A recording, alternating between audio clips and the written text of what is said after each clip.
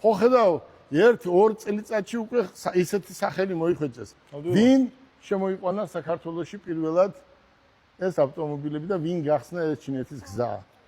როგორც დუბაიში, ისე ჩინეთში ეს დაახლოებით 3 წლის უკან გელა ბარკალაიამ პირველად მოიყვანა ტრეილერს ეძახიან, ხო იცი, გადამზიდებით ავტომობილები. ნებისმიერი ბრენდი არავინ იცნობდა საქართველოში არც BYD-ს, არც ჩანგანს, არც ჯეტურს და ყველა თქვენ მათემოტორსმა და ჩვენ აი უყურეთ, აი ამ ავტომობილებს აქ რაც არის, არავინ საქართველოში არ იცნობდა. აი ეს ყველა გელა ბარკალაიამ გააცნო. საქართველოს მოსახლეობას. ამიტომ გელა ბარკალაიას ერთი ჯილდო ხო ხდება. მინდა მივესალმო მთელ საქართველოს. და მინდა დღეს თქვენთან ერთად ბიჭებო და გოგოებო ავხსნათ ამ ავტომობილების შესახებ. დღეს თქვენ ხედავთ რომ საქართველოს ბაზარი მთლიანად დაიპყრო ჩინურმა ავტომობილებმა და კიდე კარგი რომ ჩინეთი გამოჩნდა და ჩინეთში აწყობილი ესეთი ხარისხიანი ავტომობილები. გასაგებია რომ არის საქართველოში ადამიანები, ვინც მუშაობდნენ სხვა სეგმენტის ავტომობილებზე, თქვათ, არ იყვნენ ოფიციალური წარმომადგენლები, იყვნენ ამერიკიდანაც, ვისაც შემოყავდათ ავტომობილები და ევროპიდან და სხვადასხვა ქვეყნებიდან. უფრო საქართველოში შემოდიოდა მეორადი ავტომობილი.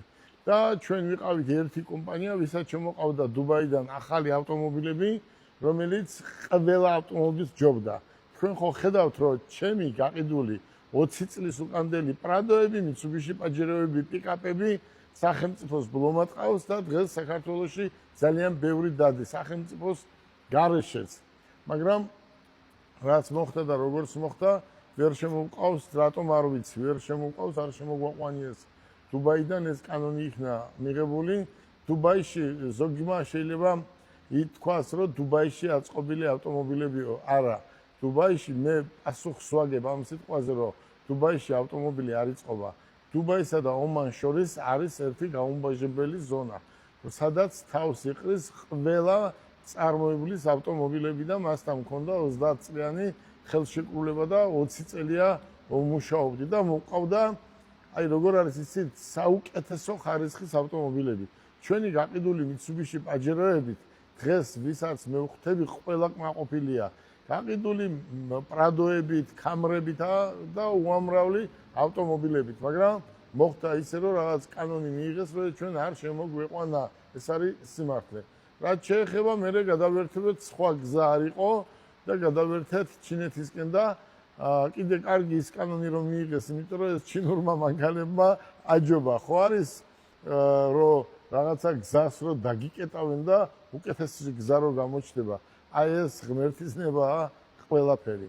მე მინდა რომ საქართველოში იყოს ბევრი დილერები, ბევრი ავტოიმპორტიორი, მაგრამ დღეს მე გეტყვით სიმართლეს.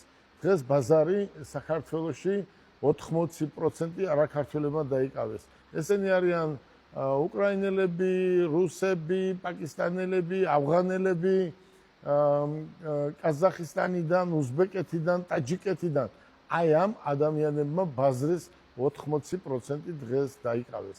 მე მინდა ურჩიო მოსახლეობა, სად არის ეს ადამიანები? ეს ადამიანები ყველა არის მანქანების ბაზრობაზე.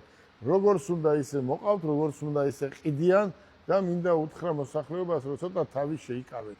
ახლა ჩემ ცენტრში იყიდით თუ სხვა ცენტრში იყიდით, ცენტრში ნაყიდ ავტომობილის უკან ყოველთვის პატრონი დგას. მე მინდა გითხრათ, ბაზრობაზე ჩინური მანქანების უმეტესობა ყველა მოდის აზერბაიჯანიდან. მე ხო ეს ვიცი. მე რო ვიცი ისე, ვინმე დათო იცის ეს დღეს საქართველოში. აი უყურე როგორ იყო. აზერბაიჯანში იყო ძალიან დიდი საწყობი, მე იქ ერთმანეთს ორი დიდი კომპანია ერთმანეთს გადააიყიდა, ერთი გამოაგდეს, როგორც ხდება საერთოდ და ის ერთი გამოგდებული ჩინელთან ერთად და რა ქვია, აზერბაიჯანელთან ერთად მოვიდა ჩვენს ბაზარში და ჩვენს ბაზარზე ყიდიან ახლა ავტომობილებს. უყურე როგორ არის. ავტომობილს არ გააჩნია ვინ კოდები. არის მინიჭებული რაღაცა ქუჩაში მინიჭებული ვინ კოდები. ავტომობილები არის 2 წლის, 3 წლის, მაგრამ ახლებია და ეს ნაკლეიკას ვეძახი თუ როგორი არ იქნება ბირკას ვეძახი, ხო ბირკა თუ ნაკლეიკა ეს ერთ წამში კეთდება და გადააკრავენ და ასე შემდეგ და ესეთ ავტომობილებს ყიდიან უმრავლეს შემთხვევაში მაგას ვერასდროს ცენტრი ვერ გააკეთებს ძალიან რო უნდოდეს ეს ჩვენ ყველაფერი გადავამოწმეთ და ასე შემდეგ კიდევ მინდა ურჩიო რომ შეიძინეთ ავტომობილი ჩემთან იქნება თუ სხვა ცენტრში იყიდეთ სადაც თქვენ რეალურად მე ყოველთვის მოუწოდებდი ადამიანებს თუ შენ ფული შოვნის ტვინი გაქვს და შანსი გაქვს და როცა ავტომობილს ყიდულობ ეს ავტომობილს როცა ყიდულობ მიიყვანე იურისტი ან შენ წაიკითხე ამ ხელშეკრულებაში რა წერია და არიფი ხო არა ხარ გეუნებიან რომ იცი რა მე გარანტიას გაძლევ 5 წელს და სად ვიღაცის პროფილაქტიკასთან შენ წარმოიდგინე მილიონი წელი მანქანა გაფუჭებულს ვიღაცა რო არ გაგიკეთებს საგარანტიოდ ხო იცი აი თუ ცენტრს თვითონ არ გააჩნია ევრო 5-ის დონეზე მოწესრიგებული პროფილაქტიკა მაშინ იქ მანქანა არ უნდა შეიძინო თან უნდა იყოს დიაგნოსტიკა და მილიონი რამე თქვენ ხო ხედავთ ამ ჩინურ ავტომობილებზე ჩვენ რა რიგები გვაქვს ამის პროგრამაზე ყველა ავტომობილი მე მინდა უთხრა მოსახლეობას რაც ბაზრობაზე ავტომობილებია ნაყიდი არა ლიცენზირებული ჩვენ ყავს ავტომობილი ლიცენზირებული რას ქვია ლიცენზირებული და არა ლიცენზირებული ქუჩაში ნაყიდი მანქანა არ შეიძლება ლიცენზირებული იყოს ავტომობილი რომელიც ქარხანა უშვებს ქარხანა თვითონ მანქანას არასდროს არ ყიდის მას ყავს თავისი დილერი და ის დილერი არის მე გადამნაწილებელი ამ მანქანის ამ დილერთან გვაქვს ჩვენ ურთიერთობა და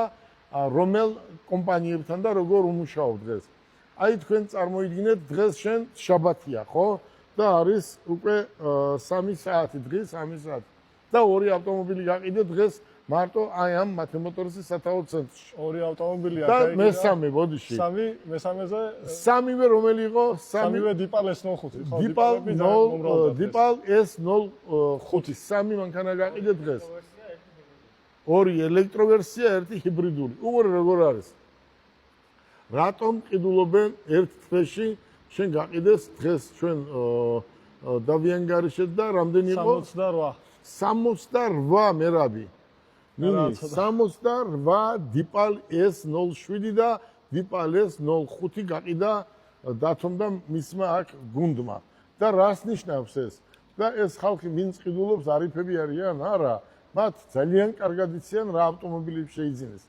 დიპალ S5 დღეს ევროპაში ძალიან ძვირი ღირს უბრალოდ ევროპაში ჯერ ბევრი ავტომობილები არ არის შესული იმიტომ რომ იციან რომ თელ წარმოებას გააჩერებს უყურეთ კიდევ მოსახლეობას აუხსნათ ვინ ის მითქმა მოთქმა საიდან მოდის მითქმა მოთქმა მოდის ყველა ცენტრები რო ქონდათ ადრე ცენტრები იმ ტიპებიდან არ უნდათ რა თქმა უნდა შემოვიდეს საქართველოში ელექტრო და ჰიბრიდის ავტომობილები იმიტომ რომ არავის არ უნდა სხვა მანქანები დღეს საქართველოში აზერბაიჯანში საერთოდ არავის არ უნდა ჩინური ავტომობილების გარდა უკვე ნახევარ მსოფლიოში ჩინეთში აწყობილი ავტომობილების გარდა არავის სხვა ავტომობილები არ უნდა უყურე როგორ არის მე ახლა მასწავლის ვინმე ევროპაში აწყობილს და თურქეთში აწყობილს და ჩინეთში აწყობილს უყურე როგორ არის Toyota-ს 70% იწყობა ტაილანდი, ტაივანი,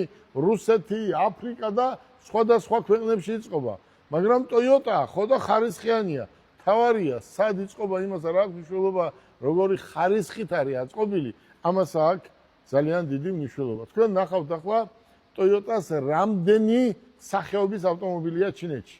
დაახლოებით ერთი მე რო ვიცი ისე ერთი 10 სახეობის ავტომობილი იწყობა Toyota-ს უკვე ჩინეთში. მე მინდა მთელი მოსახლეობა დავარწმუნო და მადლობა გადაუხადო, ვინც ამ ჩვენ ცენტრებში რიგებია და ამ ავტომობილებს ყიდულობენ ხარისხიანს, იაფად და გარანტიით. ჩვენთან არ არის ისეთი რამ, რომ ადამიანი განაწყენებული წავიდეს. ეს შეიძლება რაღაცა ელემენტარული გაუგებრობა მოხდეს, თორე ესე სხვანაირად არ იქნება. კიდევ ერთჯერ მსახლეობას დიდი მადლობა გადაუხადოთ იმ დობისთვის, რამ დობაც ჩვენ გამოგვიცხადეს. მე ახლა პირადად მე ნინი და ჩვენი გუნდი ერთი 20 დღეა, ერთი თვეა ვართ ჩინეთში. ჩინეთში ვიყავით იმ ქარხნებში, სადაც უშუალოდ ავტომობილები იწყობა. როცა ჩვენ პიკაპი დავტესტეთ, ვიღაცებმა დაგვიწერეს არა პიკაპი, ერთი პიკაპი დავიტოვეთ ჩემთვის. ხო? ერთი პიკაპი დავიტოვეთ ჩემთვის, წარწერით ნომრები ავიღეთ, ყველაფერი დავაყენეთ გარაჟში და ისეთი ადამიანი მოვიდა, ვარი ვერ უთხარით და ის ერთი ჩემი ავტომობილიც გავაყოლეთ. მაგის გარდა სულ ყველა წაიყვანეს. აი ყველა პიკაპის ავტომობილი, ჩანგანის პიკაპის გიბრიდის ავტომობილი წაიყვანეს და ვინც წაიყვანა ყოველ დღე გვიგზავნის კლიენტებს მომხმარებელს რომ კიდევ შეიძინონ. 100-მდე შეკვეთა გვაქვს, 100 ავტომობილის შეკვეთა გვაქვს. აი უყურე ახლა რა ავტომობილებია, ნებისმიერ ევროპულ ავტომობილებს მე შევადარებდი აი ამ ავტომობილებს. უყურეთ როგორ არის. აქეთ მოდით ვქიო, აი უყურე, BYD. აი BYD. BYD დღეს არის ნომერ პირველი. ეს არის ავტომობილი, რომელმაც Tesla-ს ორი ნაბიჯით გასწრო. თელ ევროპაში იყიდება. თურქეთში, აი უყურეთ, აგერ ტრაბზონში რო გადახვალთ, სტამბულამდე რო ჩახვალთ, თქვენ გზაზე ყოველი მეორეს ნახავთ BYD-ს. თურქეთის ტერიტორიაზე და თურქეთის ტერიტორიაზე იწყობა დათო ეს ავტომობილი. მოდი შენ ინგლისურად კარგად საუბრობ, მითხრეს, და ინგლისურად კარგად მასწავლეს კი. ხო, კარგად გისაუბრია. BYD არის საუკეთესო ხარისხის ავტომობილი. როცა ჩვენ BYD-ს ყიდით $13,000-14,000. და ტაქსის მძღოლები ამას ძალიან კარგად ხმარობენ. უყურეთ, 3 ლიტრი ბენზინი, დანარჩენი არის ელექტრო. მე მინდა ყველა ტაქსის მძღოლს უთხრა, თითქმის 99% გვიცნობს და ჩვენ ვიცნობ და ძალიან დიდ პატივცემს და მინდა უთხრა არიჩქაროთ, ერთ თვეში თქვენ მიიღებთ, თქვენ ყიდულობდით 55 კილომეტრს რო გადიოდა ისიც. ახლა თქვენ მიიღებთ 150 კილომეტრს რო გადის. და 150 კილომეტრს გადის მხოლოდ ელექტრო და მხოლოდ ელექტრო წარმოიდგინე ჰიბრიდული რეჟიმი. და მე გიბრიდული რეჟიმი როგორც იყო და დაახლოებით იგივე იქნება ფასი, ხო? 14-15000 ეკვივალენტი ლარებში. უყურეთ, ტაქსის მძღოლისთვის, ოჯახისთვის, უკეთესი მანქანა მითხარი სხვა რა იყო. ეკონომიური თუ გინდა, ეგ არის ეკონომიური, ხო და დანარჩენზე არ ვამბობ ახლა. BYD-ზე ეს არის მთელ ევროპაში რო იყიდება. მოდი გადავიდეთ ჩანგანი. ჩანგანი დღეს არის, რატო? უყურეთ, ჩანგანი უკვე BYD-ს კონკურენციას უწევს. დაიჯერებ გაყიდვებში უკვე ამას კონკურენციას უწევს, იმიტომ რომ ჩანგანმა შემოიერთა დიპალი. დიახ. აი დიპალი, რომელიც აი დიპალი არ მიწერია, მოდი მივაწერე. დიპალი, კარგი. დიპალი უკვე შემოიერთა ჩანგანმა და დიპალს ყავს დაახლოებით 7-8 დასახელებით, სხვადასხვა დასახელების ავტომობილი. უყურეთ, ჩანგანმა უკვე კონკურენცია გაუწია BYD-ს იმდენად ხარისხიანი ავტომობილია. მოდი გადავინაცვლოთ ეს ის არის ავტომობილია და ხონჩი. უყურე, ხონჩი არის ჩვენი ბრენდი, ხო? ხონჩის ოფიციალური წარმომადგენლები ვარ და ამაზე მე ვისაუბრებ. ხონჩი არის სახელმწიფო ბრენდი და მოიწედა ხმამაღლა ვიტყვი. მე მინდა მოსახლეობას უთხრა. შეიკავეთ თავი ერთი თვე. ერთი თვის განმავლობაში გელა ბარკალაია. თქვენ ავტომობილს მოგცემთ, რომელიც ღირს $70,000 აი ამ ავტომობილს ბიზნეს კლას შავი სალონით, მუქი ლურჯი შავი სალონით და კიდევ მე მგონი გრეი. მე შემიძლია ბიზნეს კლასის საუკეთესო ავტომობილი მე შემიძლია მოგცეთ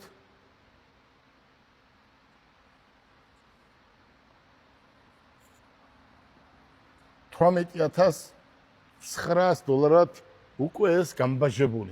მითხარით ახლა ეს ავტომობილი $70,000-იანს მე როგორ მივცემ აი ამ ფაში.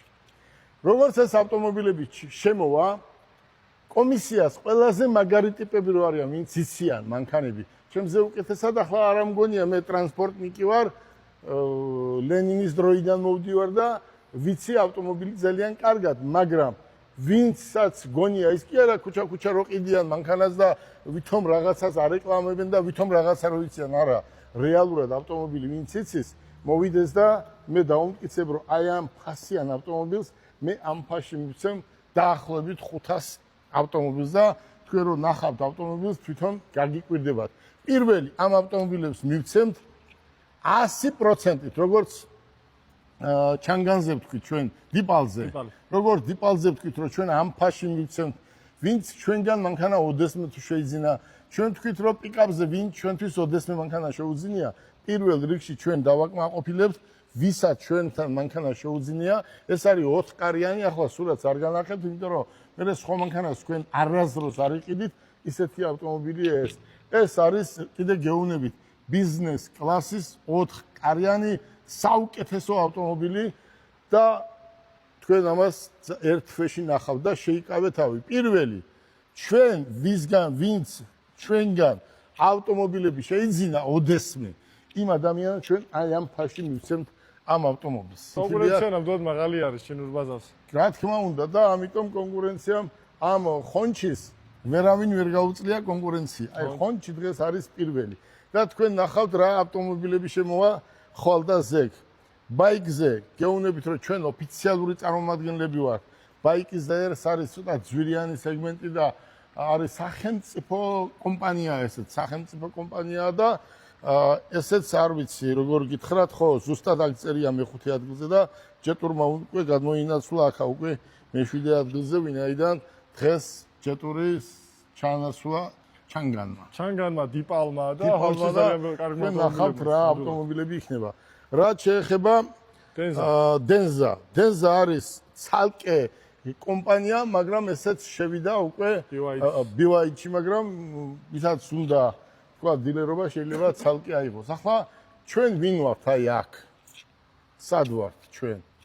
ჩვენ ახლა ვართ აი ამ კომპანიებს ეს ქარხანა არცეთი არ არის. ეს არის ოფიციალური წარმომადგენელი მთელს ჩინეთში და სადაც უნდათ იქ.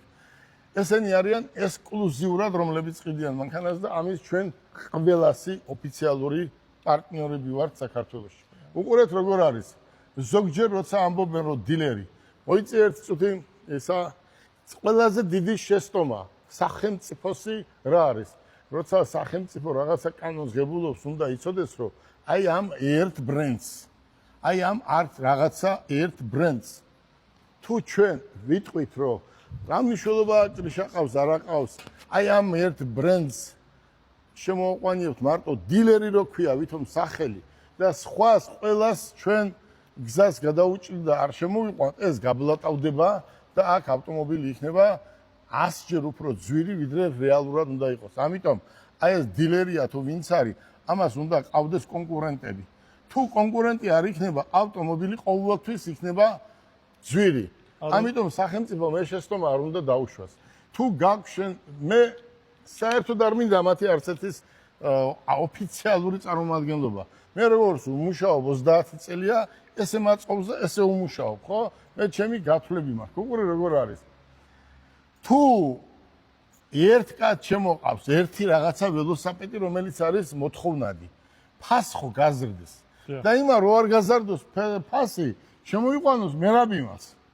რა მნიშვნელობა აქვს საიდან შემოყავს? თუ მოპარულია დაიჭიროს.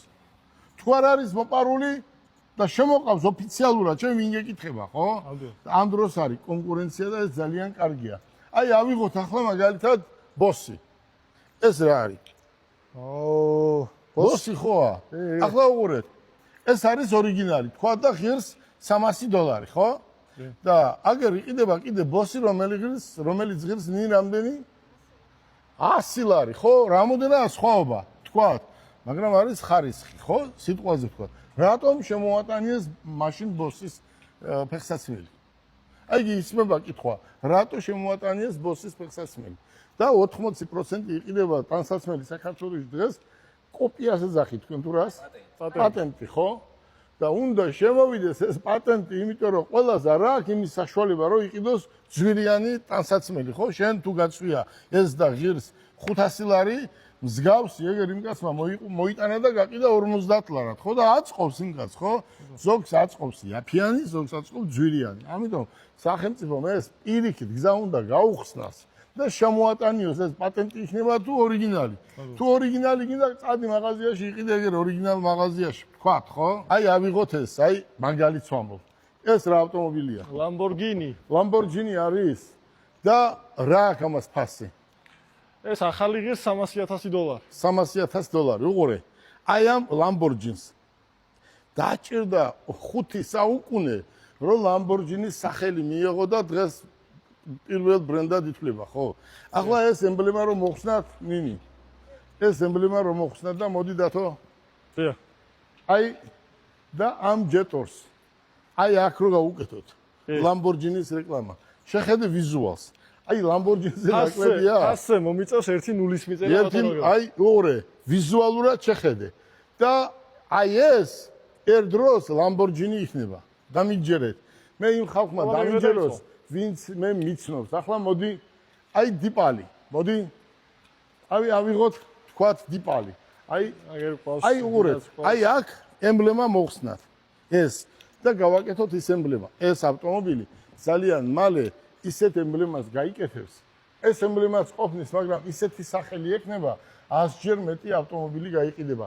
აი უყურეთ, ჩვენ რო ვამბობთ, აი შეხედეთ ახლა ავტომობილს. ჯერ ვიზუალს შეხედეთ, ხო? მერე სალონს შეხედეთ და რამდენიც წაიყვანე დათო, ეს ავტომობილი წაიყვანა ადამიანებმა, ვინმე არის ამ ავტომობილის უკმაყოფილო. არავინ არ არის და არავინ არ იქნება, უყურეთ.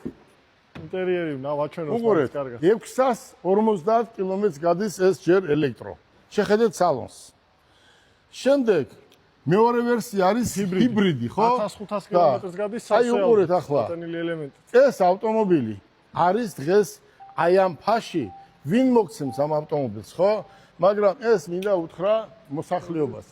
ჩინეთი დღეს არის ზე სახელმწიფო. აი კიდევ ადამიანებს ვერ წარმოუდგენია და მოდი ისა გიო მეც ვერ წარმომედგინა თუ ჩინეთი ესეთი იყო. ჯერ ქვეყანა უნდა შეისწავლო. წიგნიდან კი არა, რეალურად უნდა შეისწავლო. მოდით. უყურეთ როგორ არის. ნინი, რამდენ ადგილზე ვიყავით? 10 იმაში ვიყავით. ქალაქში მინიმუმ 10 ქალაქში და ყველა იყო მინიმუმ 10 მილიონიანი. მილიარდ ნახევრიან ქვეყანაში. შენ წარმოიდგინე და ავტომობილები კი არა, ჩინეთი დავათვალიერე და იქ მე რაც ვნახე. უყურე როგორ არის, რატომ არის იაფი? მუშახელი იაფია. პირველი, მუშახელი იაფია და დათო თუ რამე არსებობს, ყველაფერს თვითონ აწარმოებს. არაფერი, არც საბურავი, არც შიტოკი, არც შუშა, არც ელემენტი, არაფერი საყიდელი არ არის. თავის ქვეყანაში აწარმოებს და აქ ყვამლი ამოდის და დაგახჩობენ. ესე იქ არ არის. იქ არის ბიზნესი თავისუფალი. თავისი კანონები აქვს ყველაფერს. 1 საათი ზედმეტს არ იმუშავებს. 1 საათი დადრეში რო გარბიხარ, სადარი დათო 5 საათზე წასულია, ესე იქ არ არის. იქ არის ზუსტად წამებში მიდიან, წამებში მოდიან და მუშაობენ. 10 ქარხანაში ვიყავით. მე მინდა უთხრა მოსახლეობას, მოდი დათო. მოდი, შენ ახლა გიცნობს დიდი და პატარა ამ ქვეყანაში და ჩვენ მოსახლეობას ერთად უთხრათ, რომ ნინი, მოდი ჩვენ მოსახლეობას ერთად უთხრათ, რომ დაახლოებით ერთ თვეში იმდენად ბევრი ავტომობილი, იმდენად საინტერესო ავტომობილი შემოვა საქართველოში, რომ 100%-ით იქნებით კმაყოფილი. ჯერ ხარისხი, მერე გარანტია და მისი სახელი და გვარი. და ფასი. ფასი იქნება იმაზე უფრო იაფი, ვიდრე თქვენ ეს წარმოგიდგენიათ და ყველა ავტომობილი იქნება 27 წლის მოდელები. კიდევ ერთჯერ ვამბობ. ერთ დროს აი ამ მანქანას დღეს აქ ქვეყანაში ყველაზე მაგარი სახელი, აი თუ გინდა ავიღოთ Mercedes-ები, ხო? Mercedes-ი, BMW და სხვადასხვა ავტომობილი. რამდენი საუკუნის არის Mercedes-ი, ხო? ან BMW, ან სხვადასხვა ავტომობილი და სახელი კიდე იმ დონეზე ვერ მოიხვეჭეს, ხო ხედავ? მაგრამ აი ამ ავტომობილებმა, ხო ხედავ, 1-2 წელიწადში უკვე ისეთი სახელი მოიხვეჭეს. ვინ შემოიყვანა საქართველოში პირველად ეს ავტომობილები და ვინ გახსნა ეს ჩინეთის გზა? როგორც დუბაიში, ისე ჩინეთში ეს დაახლოებით 3 წლის უკან გელა ბარკალაიამ პირველად შემოიყვანა ტრაილერს ეძახიან, ხო იცი, გადამზიდებით ავტომობილები. ნებისმიერი ბრენდი არავინ იცნობდა საქართველოში არც BYD-ს, არც ჩანგანს, არც ჯეტურს და ყველა თქვენ მათემოტორსმა და ჩვენ აი უყურეთ, აი ამ საქართველოს ავტომობილებს, აქ რაც არის, არავინ საქართველოში არ იცნობდა. აი ეს ყველა გელა ბარკალაიამ გააცნო. საქართველოს მოსახლეობას. ამიტომ გელა ბარკალაიას ერთი ჯილდო ხო ხდება. თქვენას თქვით, დღეს უკვე ყველა გადავიდა ჩინეთის ბაზარზე და აბსოლუტურად ყველა მიდის ჩინეთში, რომ მე მინდა ვისაც უნდა მოვიდეს, აგერ დაუშვით და გავარჩიოთ და გეტყვით. 99% ერთ წელიწადში, ორ წელიწადში საქართველოში ჩინური ავტომობილები იქნება და რატომ უნდა დაიკეტოს გზა? პირიქით უნდა გაიხსნას. ნინი, კიდე გეუბნები, პირველად საქართველოში ეს ავტომობილები გელა ბარკალაიამ შემოიყვანა. და დღეს უკვე არის მესამე წელი, ხო? წარმოიდგინე, ვინმე იცნობდა BYD საქართველოში. ან ჯეტურს ვაფშე ვინმე იცნობდა? ან ამ სხვა ავტომობილებს ვინმე იცნობდა? ეს როგორ თქვა, ეს ავტომობილი კიდევ დაქცინებდნენ, ეგ რეალობა იყო 5 და წელიწადში. დღეს მესამე წელია და რიგი გაქვს ახლა რეალურად. ნამდვილად 68 ავტომობილი გავყიდით. და ერთ თვეში. ერთ თვეში. და ერთი ბრენდის მარტო შენ წარმოიდგინე. ძირითადად დიპალები და გვყავდა. მინდა სახელმწიფოს ვთხოვ, აი უმორჩილესად გთხოვთ, აი ახალგაზრდები არიან ჩვენს კრუგში. და მინდა გთხოვოთ, რომ კი არ უნდა დაიკეტოს გზა ჩინეთის. პირიქით სახელმწიფოს ვთხოვ, რომ ეს ჩინეთის გზა უნდა გაიხსნას. დღეს ყველაფერი რაც საქართველოს ჭირდება არის ჩინეთში.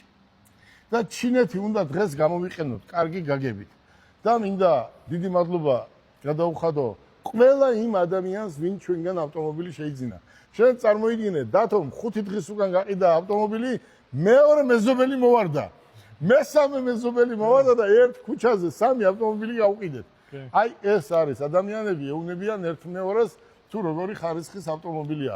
მოდი ვინ ჩვენგან ავტომობილი შეიძინა $18900 ეკვივალენტი ლარებში ვაძლევთ ბიზნეს კლასის 4 კარებიანს და მინდა ყველას დიდი მადლობა გადაუხადო ვინც გვენდო ამ 30 წლის განმავლობაში და ვინც გვენდობა მომავალში. გისურვებთ წარმატებას. ახლა მდის